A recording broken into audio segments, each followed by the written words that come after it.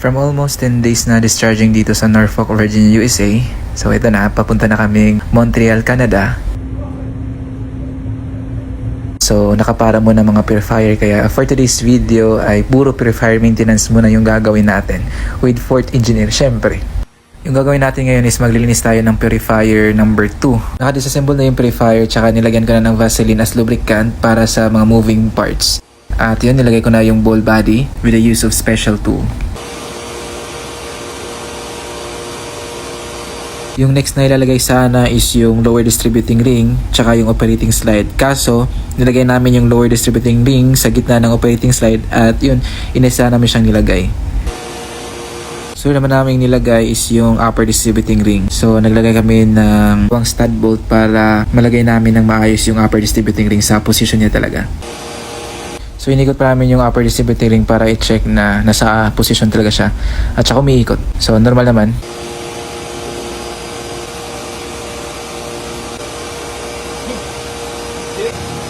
So na nilagay naman is yung cap nut. So sa cap nut gumamit tayo ng spanner na 24 at saka maso pa. So naman nilagay namin is yung sliding ball bottom. So press namin yung sliding ball bottom pababa sa may upper distributing ring. Next na lang nilagay is yung ball disc with yung insert and top disc on the distributor. So before assembling pala the ball disc, check the thread of the ball hood and ball body. Pagkatapos nung mga ball disc, so ball hood naman, tsaka gumamit pala kami dyan ng spanner na special tool para lang sa ball hood. At sinikure namin ito gamit ang bolt tsaka maso na makita nyo sa video. Nung nakabit na yung ball hood, so tinanggalan namin yung spanner at tsaka yung compressing tool. Inanscrew na namin at sinicure na. Nung ikakabit na sana namin yung inlet pipe, nakita namin na parang kailangan nang i-renew yung O-ring, bearing chamber cover. At saka yung gravity disc naman, iba na kasi yung density ng diesel oil namin, kaya kailangan na din siyang palitan. Naghanap kami ng O-ring para sa bearing chamber cover, dalawang O-ring, at saka gravity disc. So kapag maghanap yun ng gravity disc na sa purifier nyo, lalo na sa diesel, dapat gumamit kayo ng nomogram. So gravity disc nomogram. So gagawa ko ng video kung paano gamitin tong gravity disc nomogram, kasi gagamit ka ng dito density ng diesel or fuel mo, tapos feed rate at saka temperature mo sa purifier.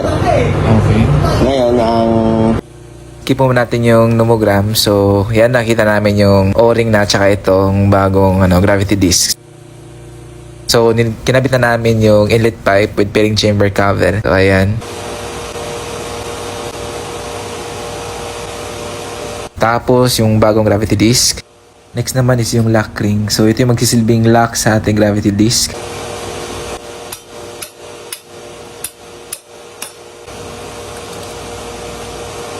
Pagkatapos may check ni fourth engineer, okay naman. So yun, nilagay na namin yung frame hood at saka yung mga bolts. So yung eye bolts pala is dapat nakalagay yun nearest to the electric motor. Pagkatapos ng frame hood, kinabit din namin yung inlet outlet housing at saka yung safety device. Last na kinabit namin is yung connecting hoses kasi tinanggal namin yun. So yun, nilagay namin lahat.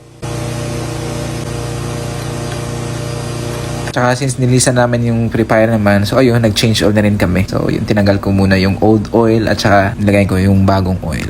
Pagkatapos, tinanggal namin yung water tank, chinek namin at nilinisan ng konti. Nilinisan namin. Kita nyo naman sa video. Nung tapos na lahat, secure na. So, matik yun. I will do the initialization. So, sinabihan ko si Fort na kung pwede ako mag-start. Ako yung mag-test kung okay lang ba. Tsaka pumayag naman siya. So, yun. After like 2 minutes, so chinek namin. Ginagamit namin yung spanner pala sa pag-check ng noises sa ilalim. Kung may abnormal noises ba. Ayun, chinek namin.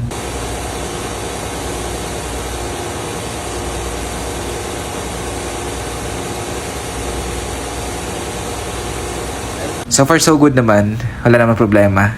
At umiikot naman siya. Tsaka hindi pa namin na-try kung mag-discharge siya. Sana naman mag-discharge naman siya. So yun, check na lang.